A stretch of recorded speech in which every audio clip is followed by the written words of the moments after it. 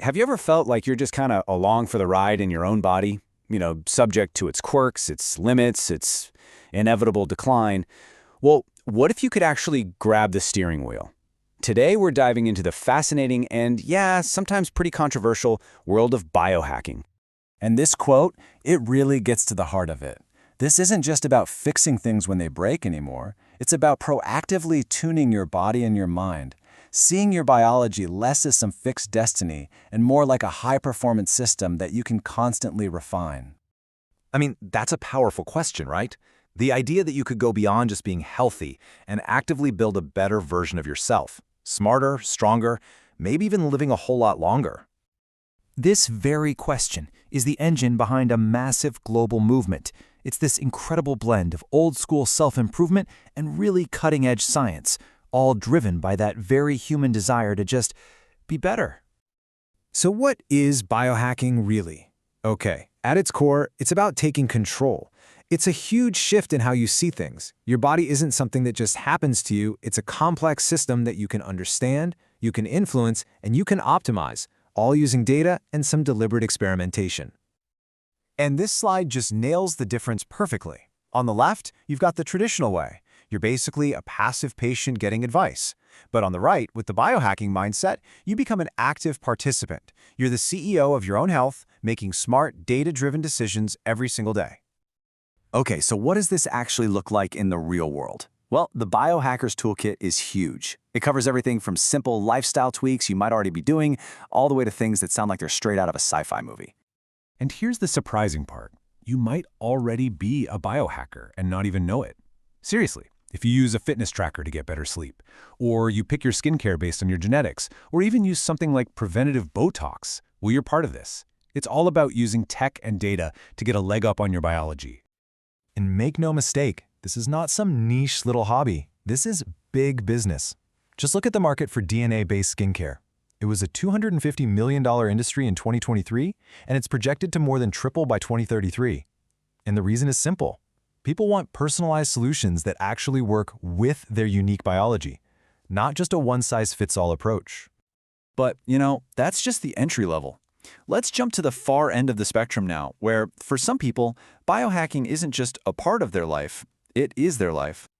Meet tech entrepreneur Bryan Johnson and his Blueprint project. This is maybe the most ambitious personal biohacking experiment on the entire planet.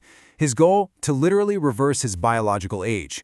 We're talking a hyper-strict diet, hours of very specific exercise, and constant monitoring of over 70 of his organs. He claims it's given him the heart of a 37-year-old and the lung capacity of an 18-year-old. It's a full-time job, completely dedicated to radical self-optimization. So this intense drive for biological control, it inevitably kicks up some huge ethical questions. When you have individuals starting to experiment on themselves with incredibly powerful tools, you get this fundamental tension between the pioneers and the established scientific world. See, from the biohacker's point of view, traditional science is just too slow. They look around and see all these powerful biotech tools that are available right now, and they argue that all the red tape of academic research is just stifling innovation that could be saving lives. And this creates a major clash of philosophies. On one side, the DIY bio community is all about open access and the spirit of tinkering to speed up discovery. On the other side, traditional science is, of course, prioritizing super strict safety protocols, warning about all the unpredictable consequences when the researcher is also the guinea pig. And let's be real, tinkering sounds harmless when you're talking about fixing your headphones. But when you're tinkering with tools like CRISPR that can literally edit DNA, the actual code of life itself, well, the stakes could not possibly be higher. But beyond all the big societal risks, there's also a deeply personal one. I mean, what happens to our own minds when every single aspect of our lives becomes just another data point to be measured, tracked, and optimized? And this gets to the great paradox of the whole quantified self thing. The very act of tracking everything can create this constant, nagging pressure to perform, which leads to anxiety.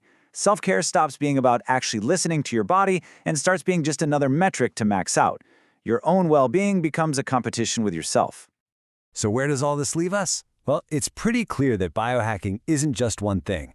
It's this massive spectrum of tools and ideas, and they're all getting more powerful and way more accessible every single day. So really, we're left on a razor's edge here. The promise is incredible, right? Unprecedented control over our own health and how long we live. But the peril is just as real: huge ethical risks and the psychological weight of constant optimization. The only real path forward is to somehow balance that relentless innovation with a profound sense of responsibility. Because ultimately, these tools are giving us the power to not just live longer, but to fundamentally change what it even means to be human. And that leaves us with the most important question of all. As we get the ability to rewrite our own biological code, who or what are we going to decide to be?